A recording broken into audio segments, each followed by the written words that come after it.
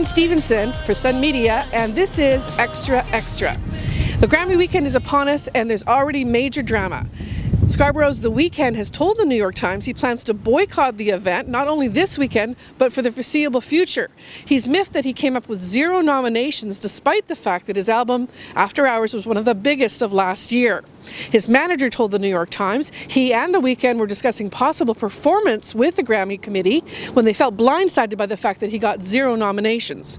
One of the theories is that because he decided to perform at the Super Bowl halftime show on Feb 7th, and the Grammys were originally scheduled the week before on January 31st, there was some confusion and anger over the fact that he'd be performing in 2 major events within a week of each other.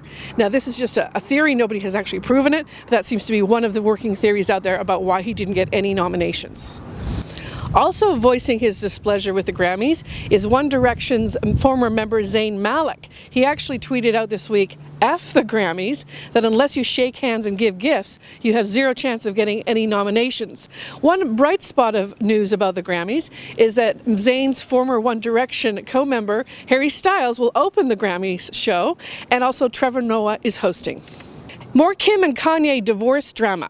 Kim has been told by Kanye if she wants to get in touch with him, she should do so through his security.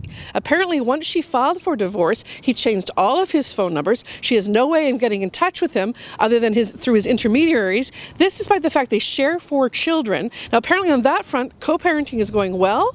Apparently, Kanye shows up at the marital home to visit with the 4 kids, and then Kim goes out. So they're trying to make it work, but obviously there are some major hard feelings between these two. Well, the ripples of the Meghan Markle-Prince Harry sit-down with Oprah Winfrey continue. Barbados has announced its intention to remove the Queen as the head of state as November 2021. Now, this was planned a long time ago, but it seems a very symbolic gesture in light of what's going on, the discussion around the monarchy right now. Some people are wondering if Canada might follow suit. Just to be clear, Barbados will remain a member of the Commonwealth. They were simply removing Queen as head of state. A lot of this discussion happened around the time of the controversy over Governor General Julie Payette in Ottawa. She was removed from her office after a toxic work environment report came out, and it was discussed even back then, well before Oprah sat down with Harry and Meghan. A poll of Canadians in February said 45% of Canadians favor removing the Queen as head of state. This is up 13 points from the same poll last year. Across the pond, Piers Morgan, who sensationally left his ITV morning talk show on television after saying publicly he didn't believe a thing that Meghan Markle said to Oprah Winfrey, is now asking CBS and The Talk to apologize to him.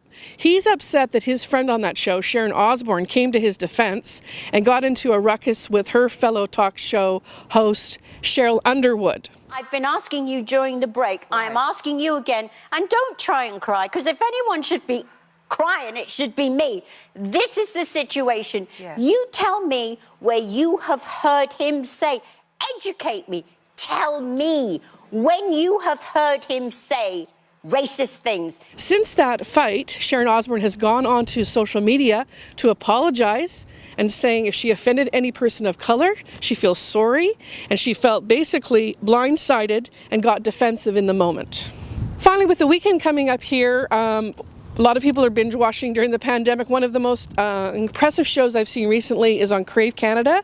It's called The Investigation. It's about the true life investigation into a 2017 death of a journalist on board a submarine, and it involves the inventor of the submarine and her going out to sea, and then she didn't come back. It's a very gripping, realistic look at this investigation. Not once is the inventor's name mentioned. He is never seen in the show. It's truly about the victim and her family and the people that sought to find the evidence to convict him. Let us know what you think of all of these stories on Facebook and Twitter, and please subscribe to our YouTube channel below. I'm Jane Stevenson for Extra Extra.